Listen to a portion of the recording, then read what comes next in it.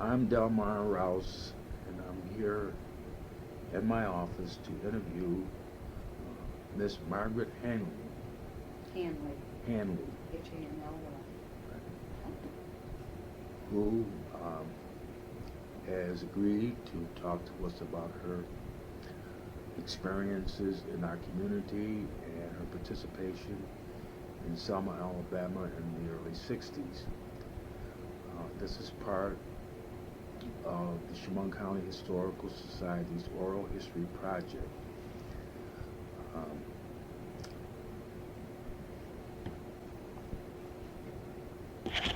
I'd like to start out our interview by asking you a very basic question, sister. I'll probably do that throughout the interview.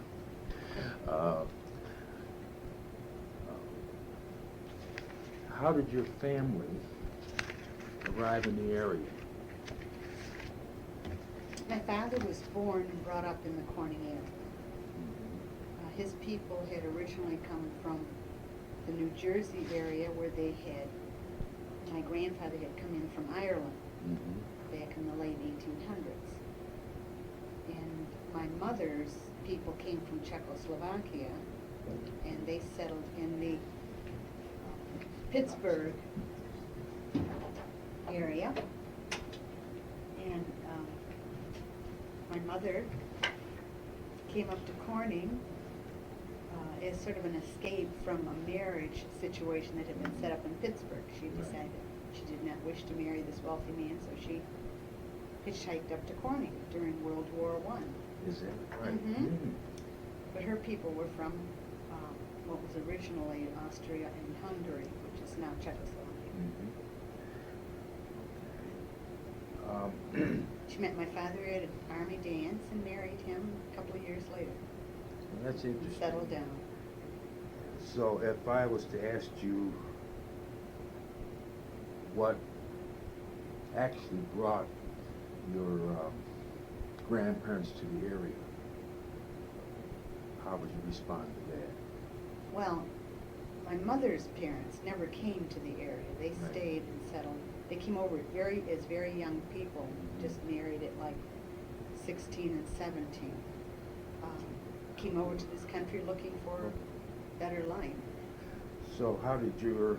My father's? No, well, you told me about your father, and I guess they settled here. So your father was born in Corning. My father was born in Corning. And your mother was born in, Passaic, New Jersey originally, and then they went to Pittsburgh, where their family stayed. Right. And I guess what I'm trying to find out, how did your mom and dad get together and, They met at a dance that was going on. Mom had come up from Pittsburgh. And your father, was he in the Army? He was in the Army. Okay, he was at the dance. Very good, okay. And he was going back into, he was due to be shipped overseas when the peace was declared. Oh. Yes. Okay, so what type of work did your father do when he was a master electrician. Oh. For many years, and then he worked as the superintendent of maintenance at the pressware plant in Corning, Glassworks. Oh, very good. So you attended elementary school in Corning? In Corning, parochial schools. Parochial schools. What kind of experience did you find at the parochial schools in Corning at that time? Very, very good at that time. We were not in contact with any black people in that school system. That was up on Irish Hill in Corning. And most of the people were Irish or Italian extract who had come up and were living on Erie Avenue, where communities clustered together. But we were up on what was Irish Hill. Now, St. Mary's. where would Irish Hill be located today in Corning? Okay, it's up where St. Mary's Church is in Corning, up on the hill, and probably, I'm not familiar with some of the new streets because I haven't been back there to stay for years, but we lived between State Street and Chestnut, and then you could go down, to Walnut, and so on. It was the hilly part. I have an interesting question for you, I think. Yes. Do you remember a dairy being on the property where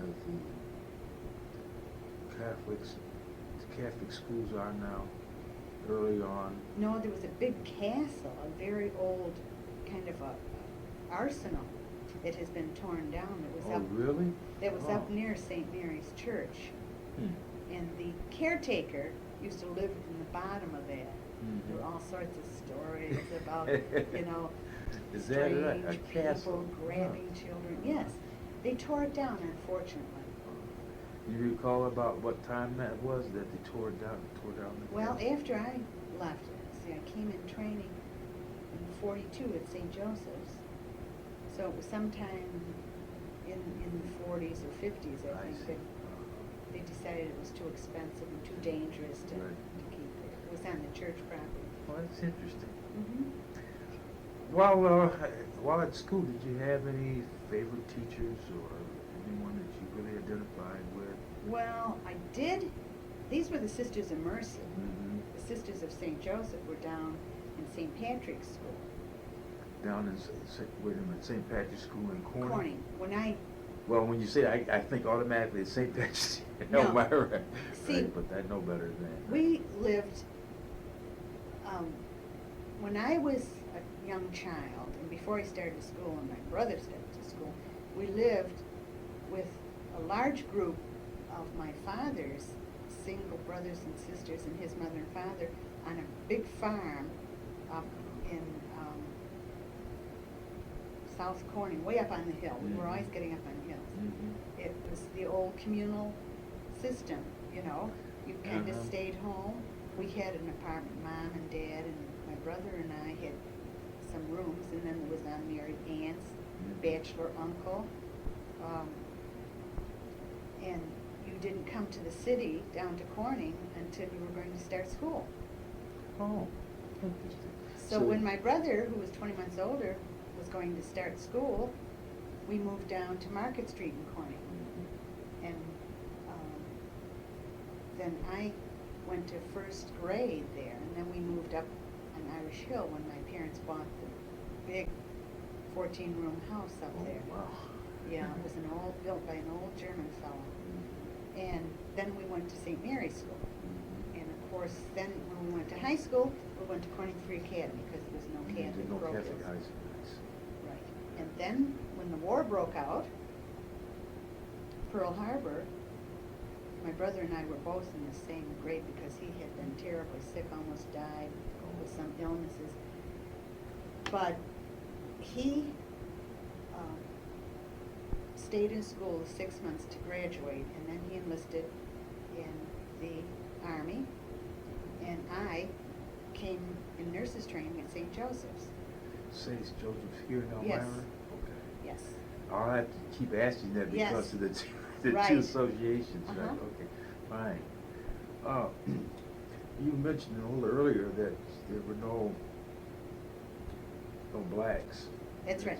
Or you don't recall having in Corning, any. the only black person, and I don't think I ever thought of him as black, because we kind of, it's when we lived on Market Street, and I was probably 5, and it was the Bacon family. Bacon? Bacon. Mhm. It was the only black family, I think, in that area for a long time. Mhm. And we didn't think anything. He was, and when we grew up, he was great on the football team up at the academy. But he was the first one. Is that right? And I can remember not thinking he was a bit different from anybody else, you know. Mhm. We just played together, grew up together. Mhm. You know. Interesting. There weren't too many in the Corning area at all in that time. Because we're talking about, oh, you know, the 30s. The 30s at this point, yes. Yeah. Okay. But he was really greatly respected, you know, by everybody. Everybody liked him. One's probably part of the Bacon family that's here in Elmira. I don't know. We have several other Bacon Yeah. families. But they lived right next door to us in Corning on Market Street. Very good. So, you attended nursing school at Mhm. St. Joe's. During the war. At what point then did you decide to further your education within the Catholic faith? Okay, now, I went to Nazareth College, and well, I entered the Sisters of St. Joseph in '45. This is following the When I nurse's training? graduated, yes. Okay.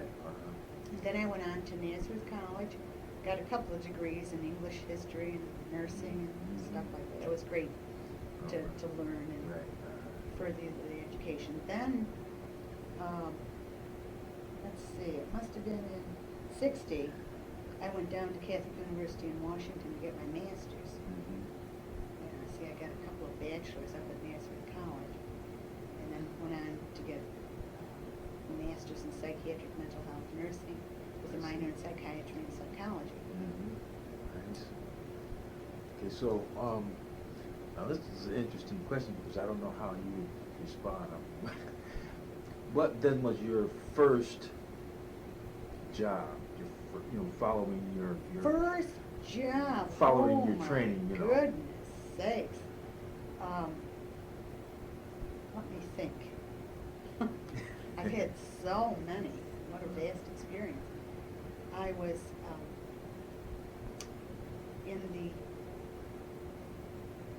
was the assistant supervisor in the surgical area of St. Joseph's Hospital. Then it was surgery and emergency room and recovery. Everything was up there. That was the first. I see. And then you move on to just multiple things. Do you remember the trolley lines or anything in No, this they were area? gone. They were gone by the time you... Yeah, they were in my mother's, when she was Mhm. first married. They used to take the trolley from Corning down to Elmira. Is that right? Uh-huh. Huh. Uh-huh. Did you have any experience with the flood of like 1946 or 47? No, I didn't that one because I developed measles when people were coming down here to help because I was in Rochester. Well, you were in Rochester at Yes, that time. but I But you recall. developed the measles, so Oh. a lot of the nurses came down from there to help, but I was bedridden because I was older, and to get measles at that age was a little dangerous. Were you able at that time to, well, not at that time, but at the time you were working in your regular job, to participate in other community type organizations? Now we're talking about you being in the Elmira area now. Yes. And you were working Yes. out of the St. Joseph's Hospital. I was really mostly involved with the hospital. I was in the operating room, then I was a night supervisor, and we worked not 8 hours in those days, it was 7 to 7, you know? Right. So you really, you had multiple responsibilities within the hospital. Right. You know, so at that time, no, but then, of course, when I was in Selma and since then, it's just been multiple Yes. involvements. Before we move into talking about the Selma situation, I'd like to, if you can, maybe respond to the question as to when did you really become aware of the blacks in your life, so to speak, other than the Bacon fellow that we talked about, family. But when you were in training or when you came back here to go to work, were there any interaction with minorities at that time? No, I can't remember any, except as a patient, you know, if they were patients. But I didn't have any friends who were black at that time. What You about the hardly had any- churches? I mean, the church itself, the parish, I guess you would say. St.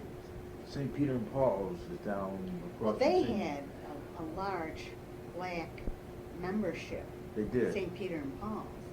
But you weren't a part of that No, I necessarily? was not a part of that because we had our own chapel over here. Yeah, All yeah, our yeah, religious right, services were right over in the here, hospital. except to go over there for the students' graduations, Oh, you know, I see. which were after I had left here and gone to Selma. Mhm. Very good. Now, we're going to start talking about the civil rights movement. We're very interested in this part of the interview. Can you recall how you felt when the advent of the Black Revolution or the Civil Rights Movement started taking place? I think I have to go back earlier to the first time I was in Selma in '48. You were in Selma in 1948? Oh, yes, Okay. yes. Right. I went see. down there, and it was a very meaningful experience because I was absolutely amazed. I'd never been in the South, never. And we went down by train, and we had a sleeper. You know, there were, I think, Sister Remedian, Sister Anna Marie, a couple other people. And I can remember waking up when the train stopped, and it was daylight. We must have been at the one of the, like, Tennessee Valley Authority, one like that. We was stopped, and there was water around, but there were fields too. And I can remember writing to my father and mother and telling them that they grew a lot of raspberries in the South. Now, they were not raspberry bushes, they were cotton. Cotton, yes. And I had, you know, they weren't ripe apparently, Right. but I was amazed at that. And then the train stopped. Now, we're talking about September, early September, going from the north to the south. And we stopped in Montgomery, that's as close as you could get to Selma. And I stepped off the train into this overwhelming heat, and I thought that I'd have to get back on the train because I didn't think I could breathe. Right. You know, that was a great shock, and it was worse when we used to fly down here. Then someone met us and drove the 50 miles from Montgomery to Selma. And the first black person was our cook in the convent. And the fan was going, and she was cooking, and it was hot, and but she was so nice. Annie, her name was. I can't remember her name. But she was the cook in the convent.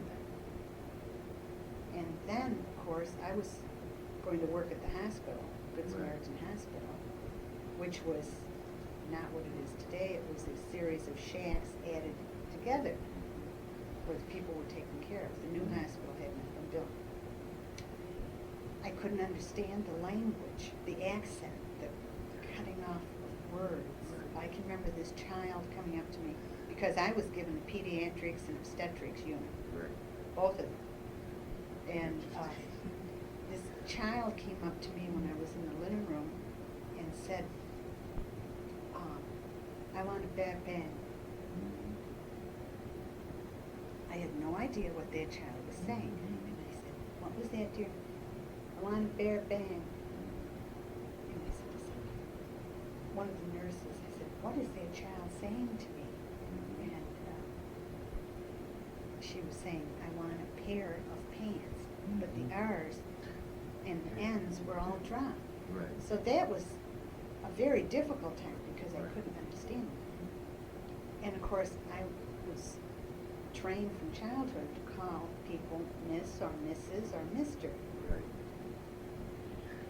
And the doctors were white, except for Dr. Maddox, Dr. Dankins, who were medical doctors working at Burwell Hospital, which was the black hospital, and Dr. Excuse me, what was the name of the black hospital? Burwell. Burwell? Burwell. Burwell. Yeah, that's where the black people were supposed to go, see. Right. But they were also in our hospital because we had more modern, modern things, yeah. But Dr. Maddox and Dr. Dinkins were the black medical doctors, and I cannot remember the dentist's name. I want to understand that was referred to in this document. I don't know. It might. It would have to be. I think there was only.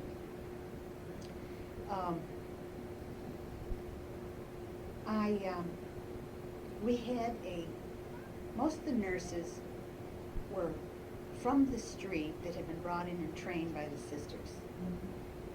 I suppose today we would have called them practical nurses. Right. There was one registered nurse. Now, these were white ladies? No. Oh, there were no white people working there except the sisters.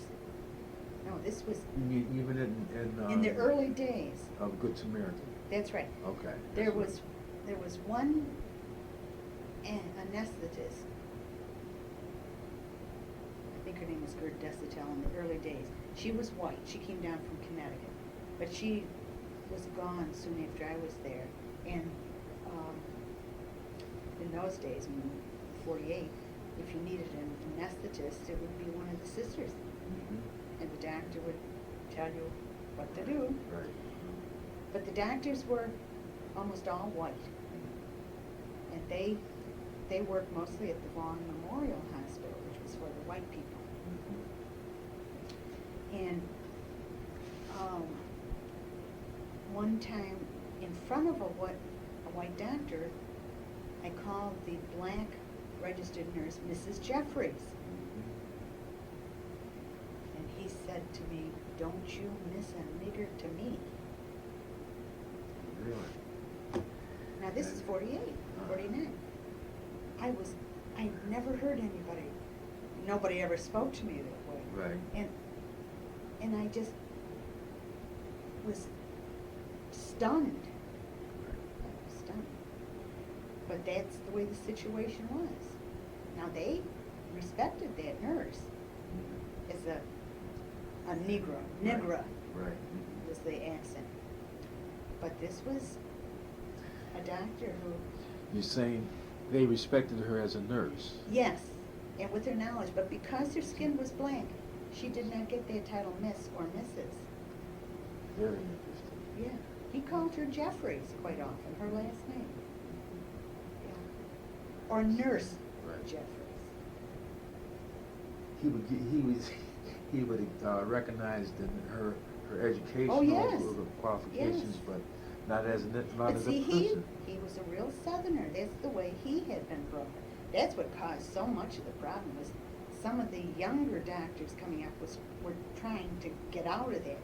They had been trained in the North, many of the Right. younger white doctors.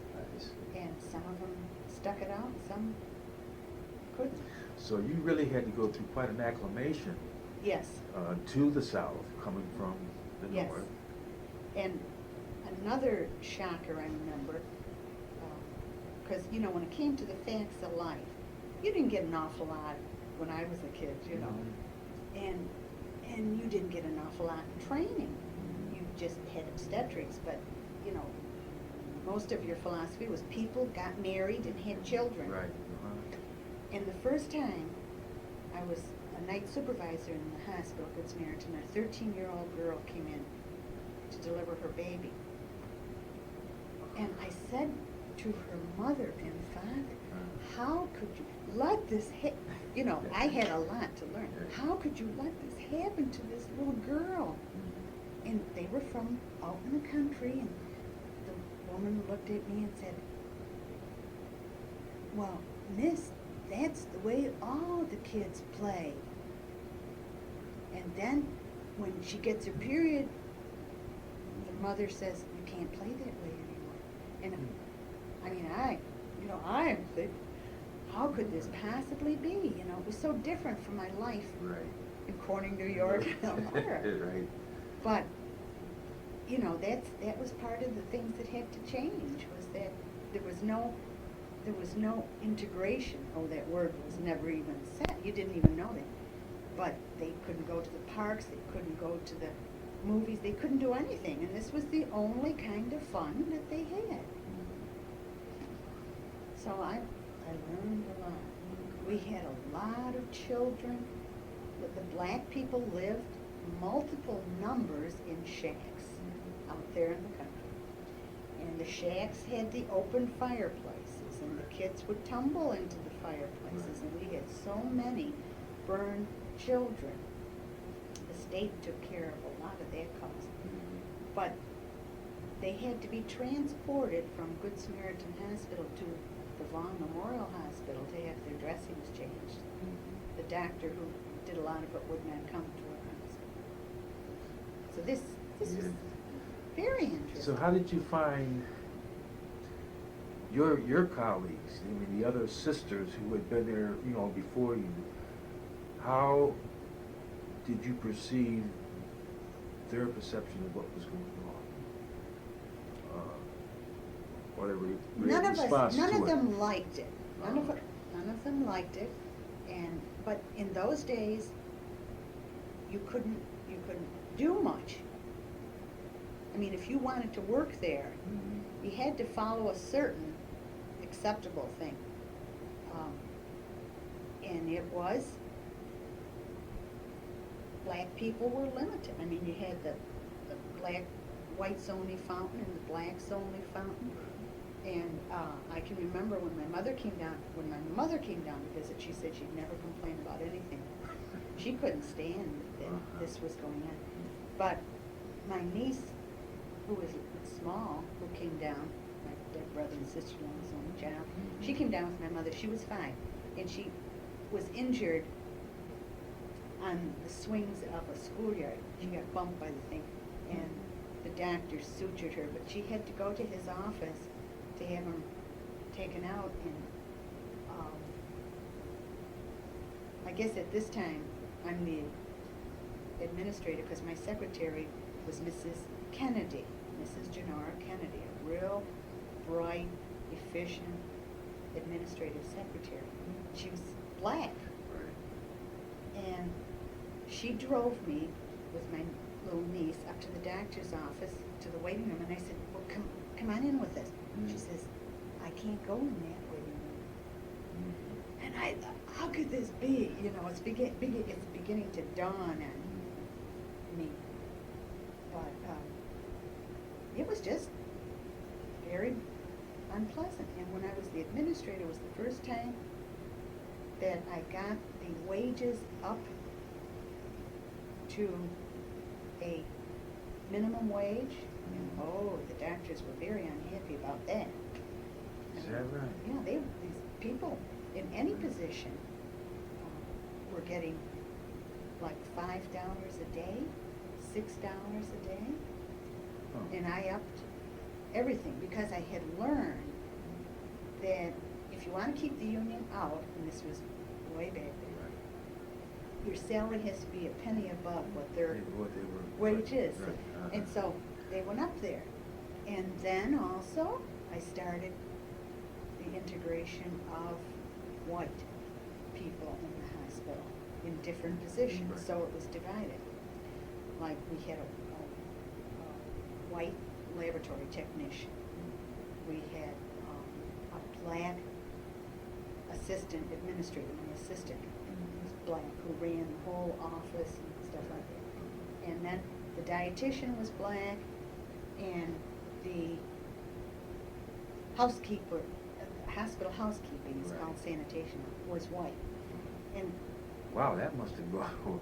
It really worked beautifully. But that was like within the confines of the hospital itself. Of the hospital, yes. Right. Yeah. And, you know, all that stuff started. And then Hill Burton was giving a lot of money for the building of hospitals. And we were Hill Burton, that was a government project of money, you know. Never Yeah, heard of that. Hill Burton, yeah. The Good Samaritan Hospital was built under those funds, government funds. I'm sure Hill and Burton were two senators or congressmen. Oh, Hill and Burton. Hill dash Burton, Okay. yeah.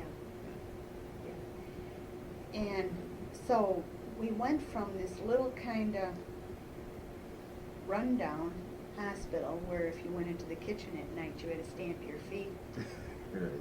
because of the big Right. palmetto or cockroaches. But this 5-story brick modern hospital was built, and we set up all the departments, and it was just beautiful.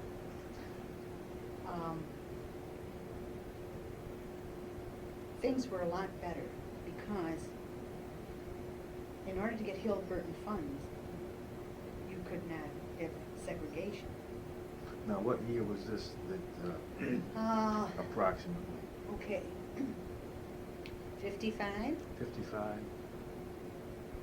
58, 55, 58, someplace in there.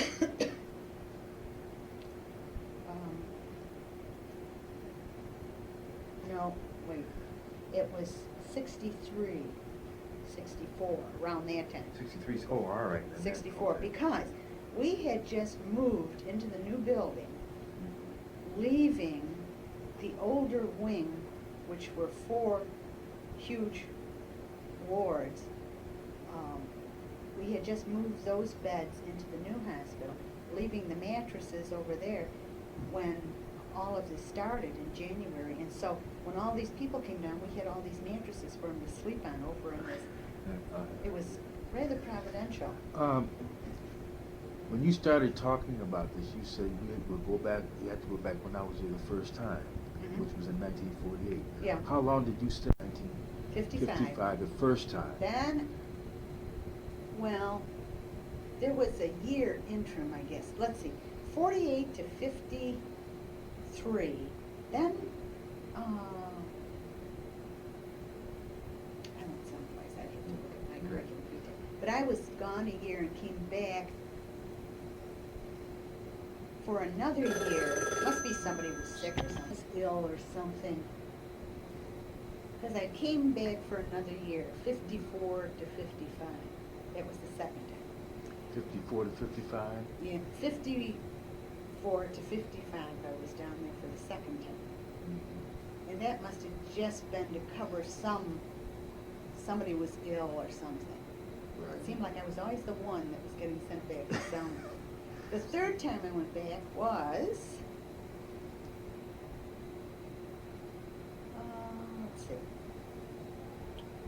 let's see, fall of 63 to 67. Correction, 64 to 67. Yeah. That's the third time. See, I had been. Was that the last time you were there? Yeah, Oh. 3 times in Alcas. Yeah. And that time when I went back in 64, I was the administrator. And 3 months later, the civil. This is when you were down here and referred to in this document. Yeah. That's the period. Because in 65, January 65 was when all hell broke loose. Yes. So that's it. I've been so many places, it's kind of hard for me to get my Well, I can understand. figures. Yes. But I went to school, I went and got my master's degree from 60 to 63. Then, it was 63 when I went back, September 63. September 63. Wait a minute, wait. When did was it 65? It was 65 when, January 65, when the voting stuff, so it had to be 64, that's, 64, okay. yeah. So, you had these 3 experiences there. Uh-huh. Guess what I'd like to, in the internet, during those periods, when you went back for your master's, you were in Washington, right? Washington, D.C. D.C., right. Yeah. Did you ever have occasion during that period when you were not in Selma to come and spend any time in Elmira or Corning, other than for a visit?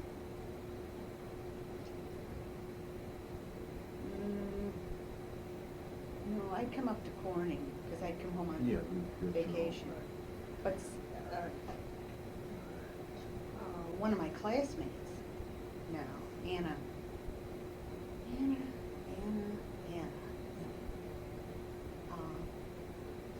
think of her name. She was black. She now is at Howard University School of Nursing. She has her doctoral degree now. Mm-hmm. Anna Cole. Anna Cole. Good friend. Our class was very close down. Yeah. And people from Georgia. You know, it's very different. But well, you're beginning to touch on what I was going to ask you, and that is, were you able to make a comparison, or did you have a reaction as to how you could relate, or how relationships were between the races locally opposed to what you had been exposed to? How did that change you, I guess, in terms of being able to deal with minorities? Oh, my experience in the South? Yes, yeah. How did it change it? If I'm following you correctly, you went from a situation where you had very limited experience with blacks to one where you're in a really probably the worst scenario in our country. That's right. And then you eventually come back home. Right.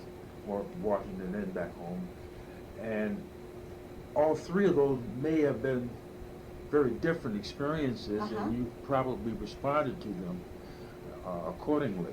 Yeah. Well, I went to school before that horrendous experience, civil rights. Mm-hmm. I went to school there.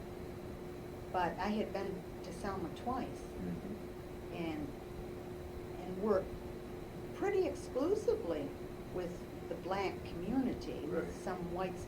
But you see, another thing that was beginning to change Selma was Craig Air Force Base, 1 mile down the road.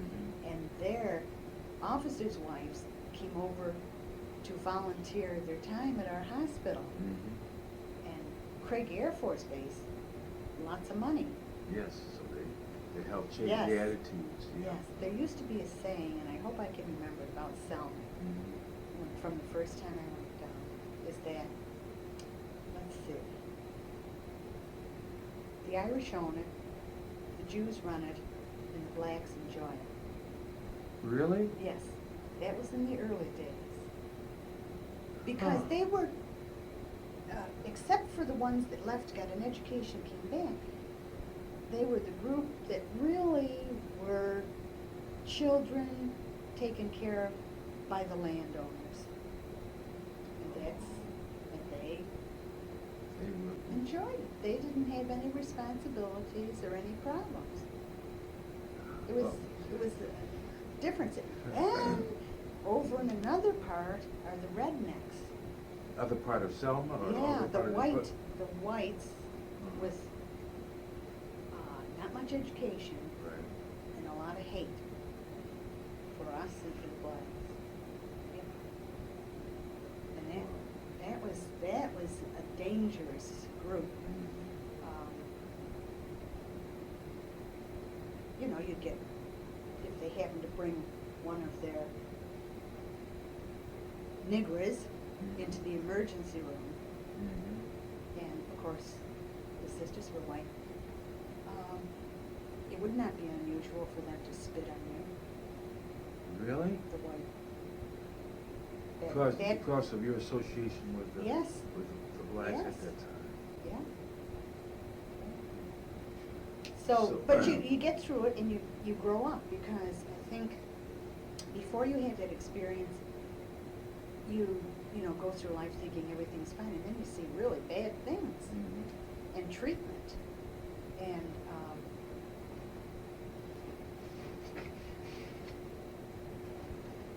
I think part of what was difficult to understand too were that the white churches were segregated. Yes. And when it got to religion, you see, it was more difficult to understand how religious people can be that way. Right. I've always felt that. Still feel that way. Yeah. So, when you eventually came back to the area, Elmira area, to live and work. Yes. What was your initial impression about the racial relationships and racial relations in the area? Part of it was good. Part of it was good within the hospital, St. Peter and Paul's Church. But where I saw it was bad was with the young teenagers. Now what year are you talking about? I'm talking about when I came back in '67. In '67. I was then working at the mental health clinic, which was up in the old historical building. Yes. Was there, and That's about the time we met. had groups, Right. and I can remember a white girl, a couple of black girls in the group, and a white girl comes in wearing the prisoner's uniform of Georgia, Mm-hmm. and from the academy, and there were just fist fights and everything was going on. It was really a bad situation with that age group. In your role with the mental health clinic at that time, and as a member of the community, were you able to address any of those problems on a racial level outside of the job? Did you have occasion to interact with any groups that were trying to? I don't think I was, because at that time, until 1970, I was still with the sisters and involved a great deal with parish responsibilities. But I never worked directly with a group per se that was working with those problems. We worked a lot.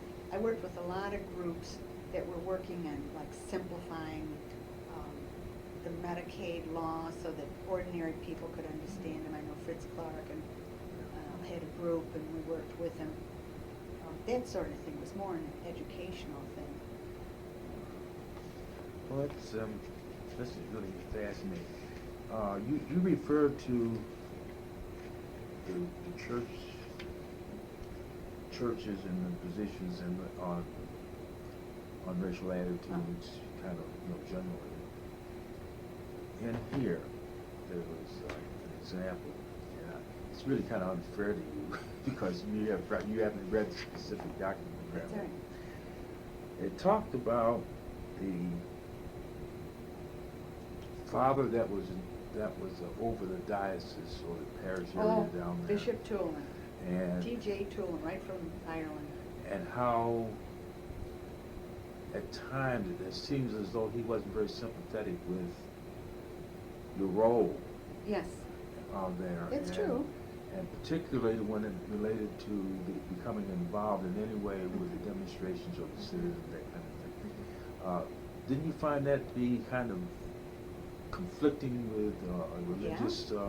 It was, but a lot of people who were not familiar and who had never, the Irish in Ireland as it was in those days, there were no black people there. Mm-hmm.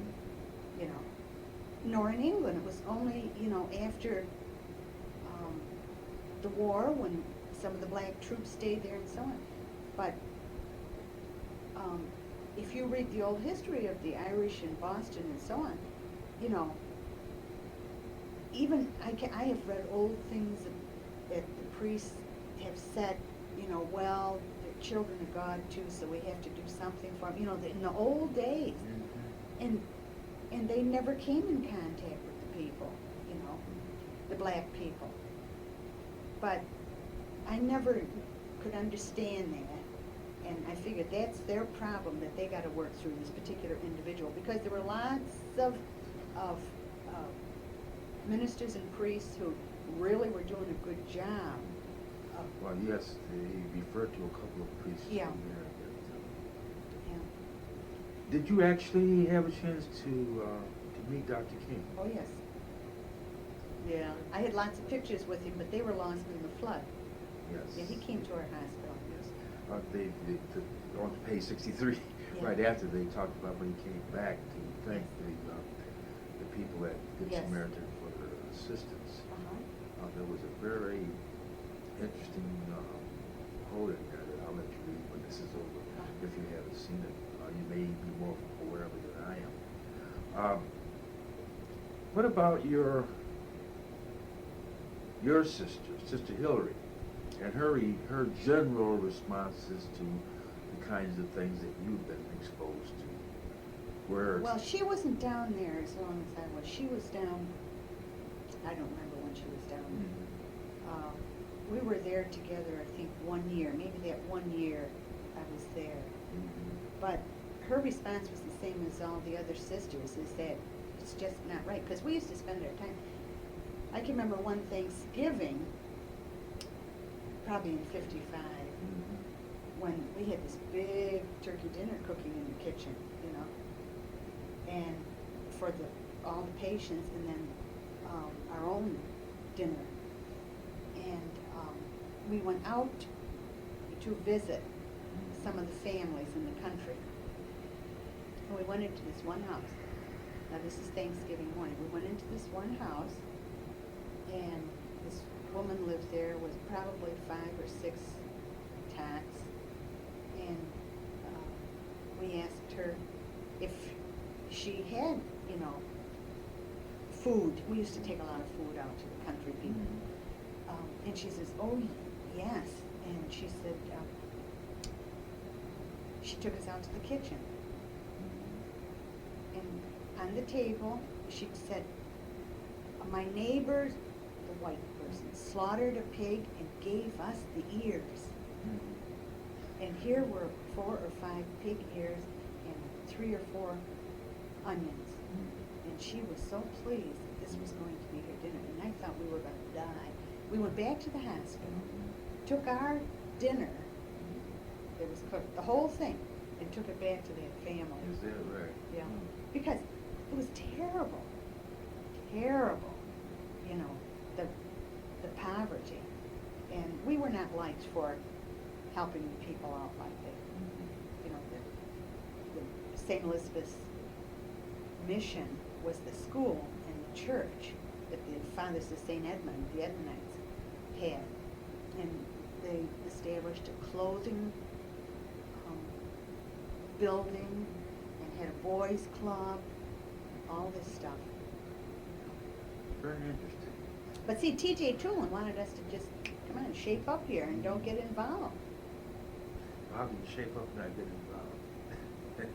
We went right on doing what we were doing, you know. Oh, I gather you had to. Sure. Because what Yeah. followed that? See, when he I was read down. that- He was down in Mobile. Uh-huh. And I can remember, I was called down many times by the Justice Department on different cases. Right. After people were beat up at the Edmund Pettus Bridge. And I dropped in to see him one time, and he was pleased, but he didn't want us just roaming around down there, so he had his chauffeur in his limousine drive us back to Selma. And of course, we pulled up in the hospital in a limousine.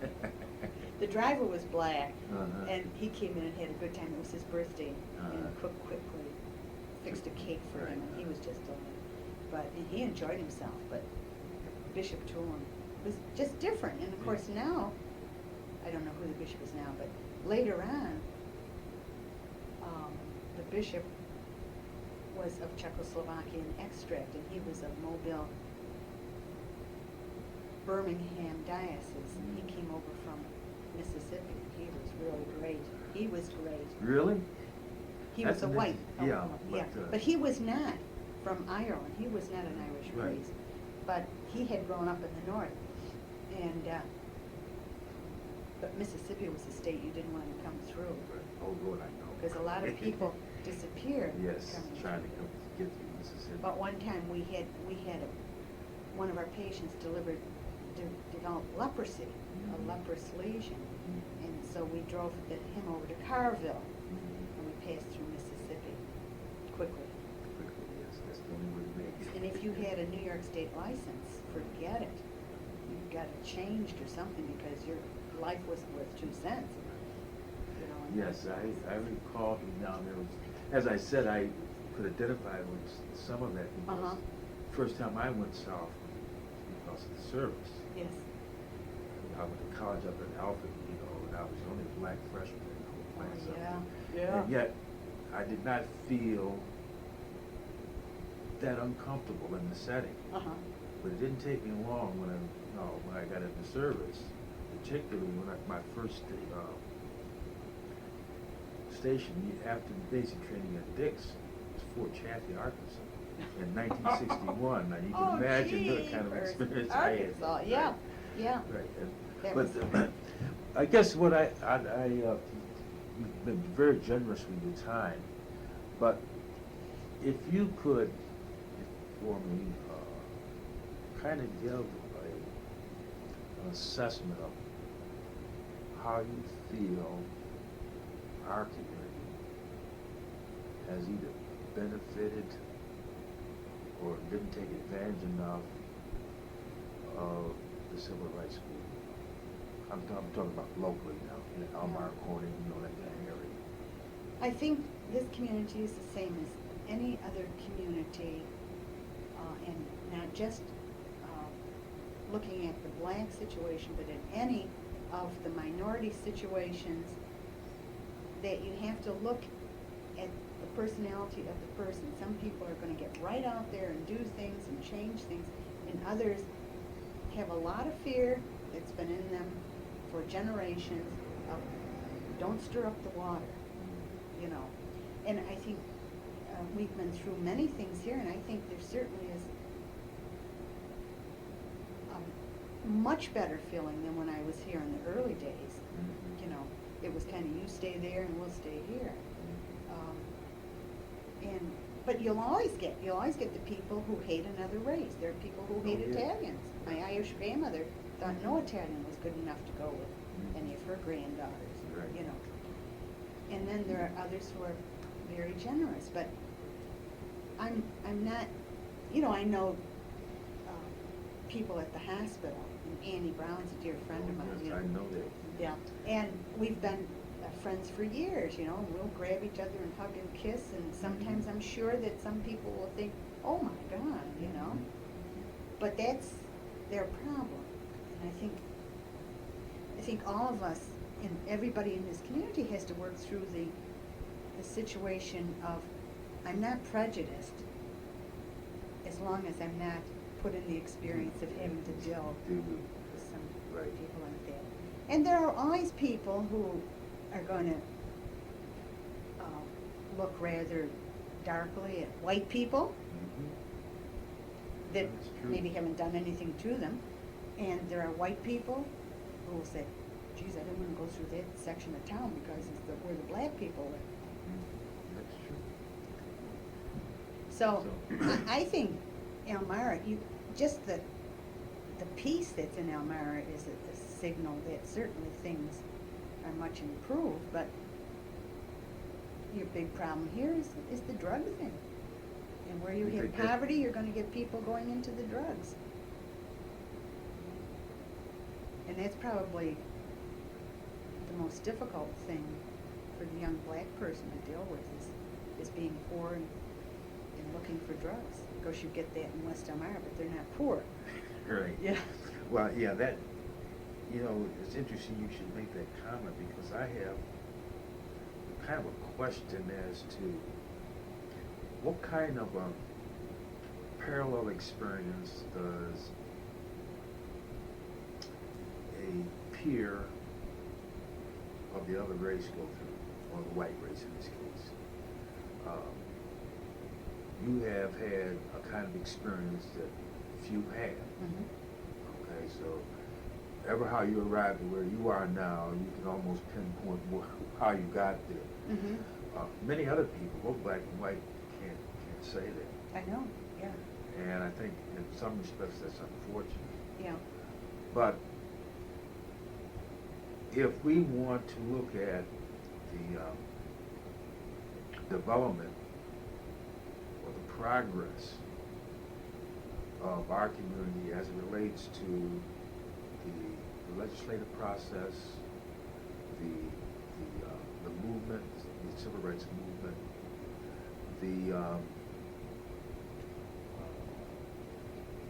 the migration in and out of the community, out of the cities, that kind of thing. How do you think that we are fairly like Middle America in that regard, as a community? Probably, maybe better, because there are many Middle Americans who've never had the experience of living with black people or black people living with white. Mm-hmm. You know, like there are pockets in the South where black people simply Never go. have never Yeah. seen it.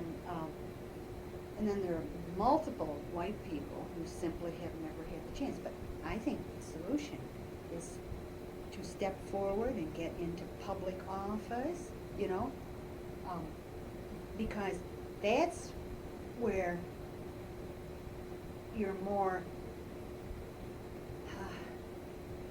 influential to the community. A lot of people will say, yeah, this should be done and that should be done, but not me. In your professional work, have you had occasion to work with minorities who have shared with you their frustrations of trying to achieve certain goals locally? You know, like employment, education, housing, that kind of thing. I have not up here Mhm. in the South, yes. But not here. It's interesting. Is there any particular reason why, other than this being your home area, that you elected to come back here to live?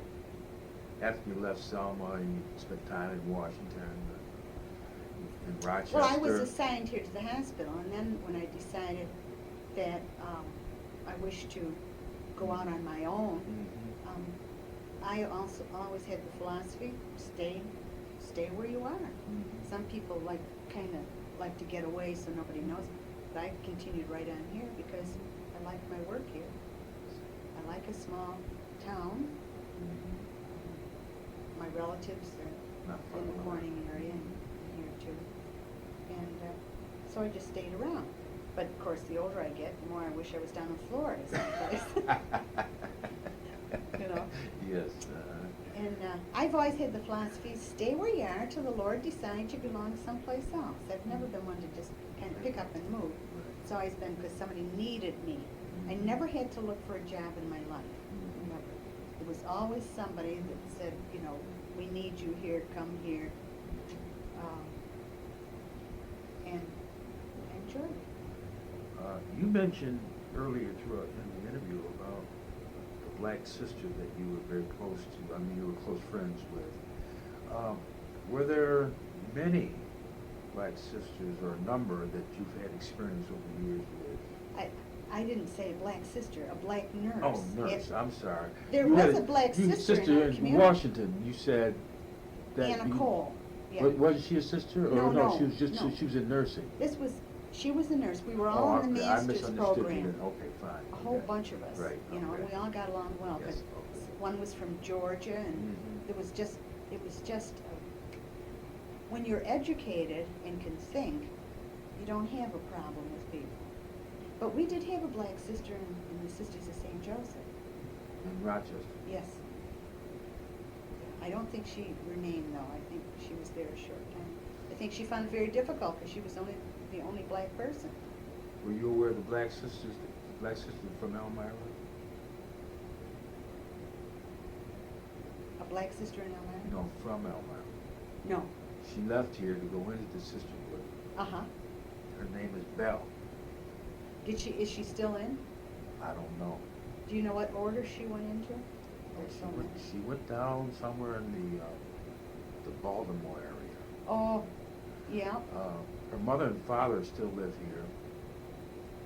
Her brother, sisters, and her sister was a telephone Yeah. company. She left no. here in like in 55 I'm not- to go on to. She probably joined the Seton Sisters that have, Well, I'm Seton not College. familiar, unfortunately, I'm not familiar enough with Yeah, that. no. But she did, leave here with that goal, and Yeah. she has been back. Uh-huh. I've seen her back when the sisters wore the habits all the time, and Yeah. I've seen her back then, but I don't know what she's doing recently. Yeah, I don't know. I'm not familiar with her. Yeah, I'm lucky I can keep track of myself.